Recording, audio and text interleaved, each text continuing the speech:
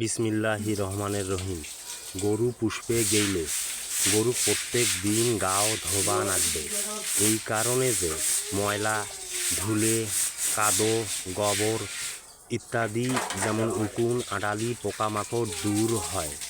গরু ধোয়াইলে গরুর ত্বক ও স্বাস্থ্য ভালো থাকে এবং বিভিন্ন ধরনের ব্যায়াম থাকি গরু ভালো থাকে। গরু না পুষি কী করবেন? গরু পোষা অনেক উপকারী। গরুর গোবর দিয়ে জৈব সার হিসাবে খুবই জনপ্রিয় এবং গরুর গোবর জ্বালানি হিসেবেও খুব জনপ্রিয়। হাজার হাজার যুবক যুবতী লেখাপড়া শেষ করি চাকরির আশায় বসে থাকে।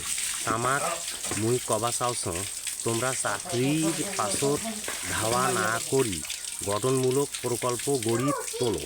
তাতে করি সমাজত তোমার সম্পূর্ণ রূপে সম্মান বাড়বে। আর একটা কথা না কইলে নয়, সে কথাটা হচ্ছে যে আমার বেডি আছে, সবাই বেডিক দিয়ে দিবে চান চাকরিজীবী দেখি। কেন তোরা ইনকারি চাকরিজীবী খোঁজেন? চাকরিজীবী যদি না খুঁজি, যারা ব্যবসা করে, বিভিন্ন ধরনের প্রকল্প আছে, গরুর খামার আছে, হাঁসের খামার আছে, মুরগির খামার আছে, এই রকম উৎপাদনমুখী গঠনমূলক কিছু প্রকল্পে যারা কাজ করে বা যাদের আছে আত্মকর্মসংস্থানমূলক, তাদেরকে জামাই হিসাবে খোঁজো।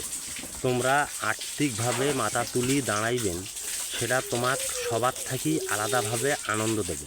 সেটা তোমরা যেটাই করো, চাকরি করো বা যেটাই করেন না কেন, যেমন গরুর খামার, মুরগির খামার, আইসো ভাই বসি না থাকি কিছু না কিছু করি।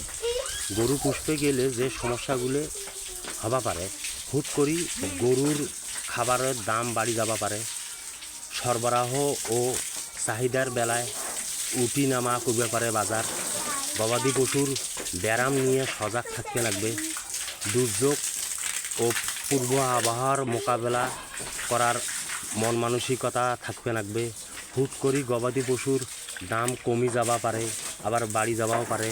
অনাকাঙ্ক্ষিত পরিস্থিতি যেমন যুদ্ধ, রাজনীতি, প্রতিকূল আবহাওয়া ইত্যাদি হবা পারে।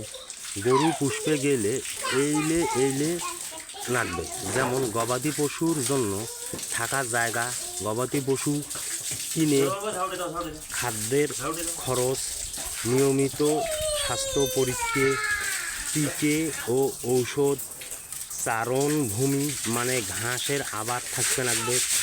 ঘাস আবাদ না করা পর্যন্ত গরু পুষতে পারবে না, তার কারণ খাবারের যে দাম, সেই দিক দিয়ে ঘাস আবাদ করলে অল্প খরচত খুব ভালোভাবে